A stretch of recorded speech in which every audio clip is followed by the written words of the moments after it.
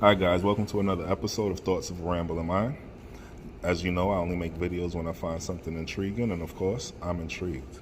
So this video today is going to be about NBA YoungBoy. He beat a federal weapons charge today, right? So congratulations to him, although we all know that he was actually guilty on this one. So shout out to him for actually beating the feds. Now, let's talk about the case. So, in March about 2021, he was driving his car in LA. The police and the feds, LAPD and the feds, were tailing him due to a federal warrant they had out for his arrest. They tried to pull him over. He took off in the car, led the police on a high-speed chase, at which point he was able to evade, hop out the car, and flee on foot. They had to set up a perimeter, get K-9 out in order to find him. They did find him, arrest him, search the car, and retrieve a firearm from the vehicle. Okay, so let's break this down. He was caught pretty much red-handed. Now, if you understand the criminal justice system, that doesn't mean a lot, right? If you have a good lawyer, you can beat almost anything. So, but he was caught pretty much red-handed in possession of a weapon.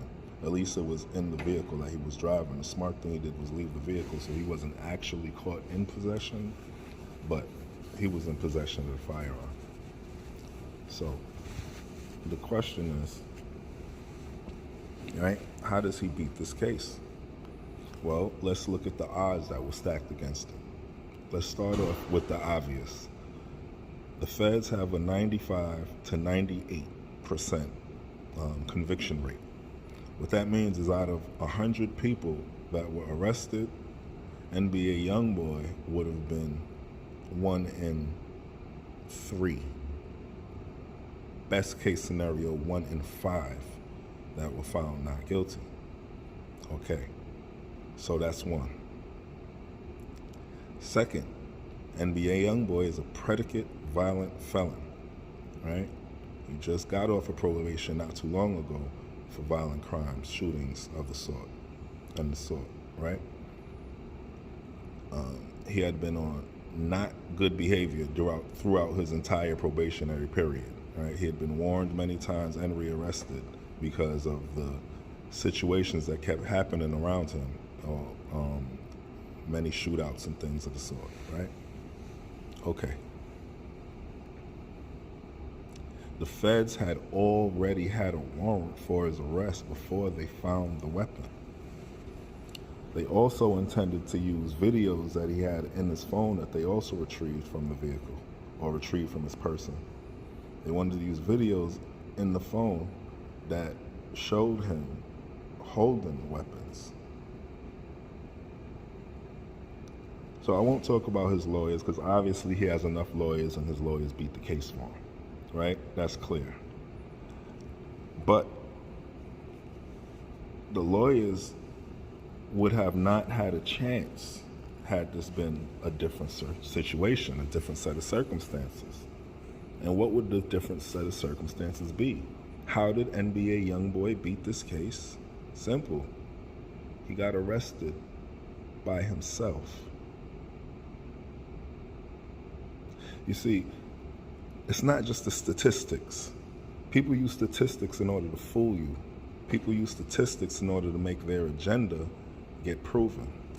The statistics that the feds have a 95 to 98% conviction rate is true, but it's that way because majority of the Fed cases never make it to trial, right? And the majority of the Fed cases, people usually cop out. And the reason why they cop out is they're usually somebody else on the case. In this case, there was no victim, there was no co-defendant. It was just NBA YoungBoy. So he wasn't going to tell on himself, and it was up to him whether or not he decided to take a plea. His lawyers advised him that he probably shouldn't take a plea, or he advised his lawyers that he wasn't able to take a plea. Either way, a plea was not taken. And the feds only had the evidence that was before them. And of course, NBA YoungBoy had the legal team of doom to sweep out the case from any rookie DA that decides to jump on this. Moral of the story is, do your dirt or buy your lonely. Right? That's the moral of the story. Because the feds have a 95 to 98% conviction rate. This man beat the feds, caught red-handed, not by the police and handed over to the feds, not by the LAPD and then the feds stepped in because they saw the big gun. No, the feds were on scene, were part of the pursuit. They saw everything themselves. They brought it into court as eyewitnesses. Yes, federal agents were able to go into court and tell their direct story of what happened. Their word is bond and is taken as such in the court of law, period, because they are sworn as officers of the law. And he walked away, not with a plea deal.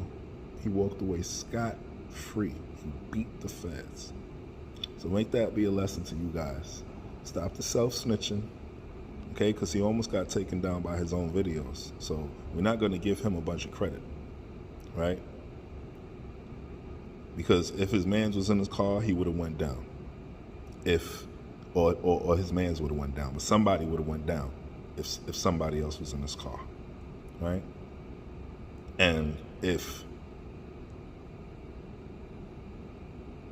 they were allowed to use the video that he did have possession of, then he probably would have had to do some time. So, again, the moral of the story, do your dirt by your lonely, and don't tell on yourself. Stop shooting videos doing things that are crimes. Simple crimes, like you being a felon with a firearm in your possession. Don't do it. Stop writing lyrics that say, I shot homie, or I'ma run up on you. Say, my mans will run up on you.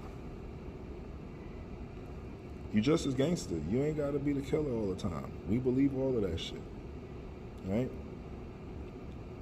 The hood does need to die, but I love it. So as long as it's here, let's not get caught in the trap. Hopefully we all of you will be able to grow old enough and mature enough to change your ways and lead the next generation in doing the right thing. See, the problem with most of y'all is that our generation, our fathers, our generation of fathers and men were removed from y'all, whether it be through bad relations, whether it be through officers, whether it be through gunfire. You guys are doing the same things to yourselves. I'm hoping that if you guys just get a little older, get a little bit more maturity, that you'll be able to save the next generation in time.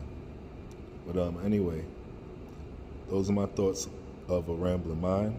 Like, comment, subscribe, share, and I'm out.